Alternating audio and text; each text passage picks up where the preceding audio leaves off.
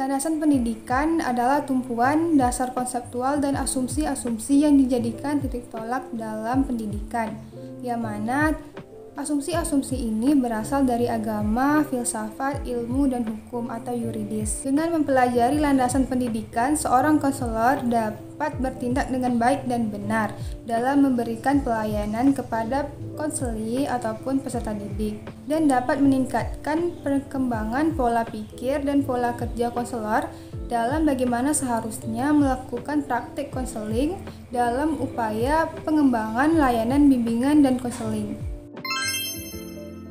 Dengan landasan sosial budaya akan memberikan pemahaman kepada konselor tentang dimensi sosial dan kebudayaan yang menjadi faktor yang dapat mempengaruhi perilaku seseorang. Karena sosial budaya adalah bagian hidup manusia yang paling dekat dengan kehidupan sehari-hari.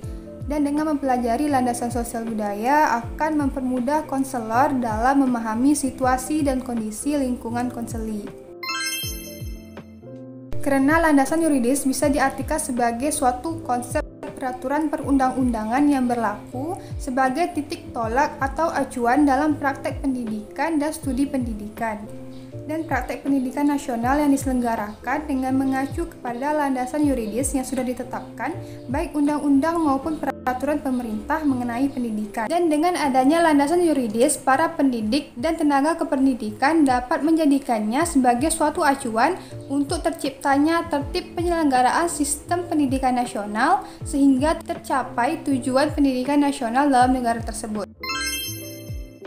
Teknologi menjadi sarana pendukung bagi peserta didik maupun pendidik untuk mencari informasi yang lebih luas lagi, sehingga dapat meningkatkan kemampuan belajar. Proses belajar mengajar bisa dipermudah dengan adanya teknologi dalam pendidikan. Contohnya, pada pandemi saat ini, proses belajar mengajar dapat dilakukan dengan kelas yang berbasis telekonferensi, yang tidak mengharuskan pendidik dan peserta didik bertemu secara langsung. Teknologi dapat dimanfaatkan untuk menarik minat peserta didik dalam belajar, sehingga pembelajaran bisa menjadi lebih efektif. Dan juga dengan teknologi, sistem administrasi pada sebuah lembaga pendidikan akan semakin mudah karena sistem teknologi informasi yang diterapkan.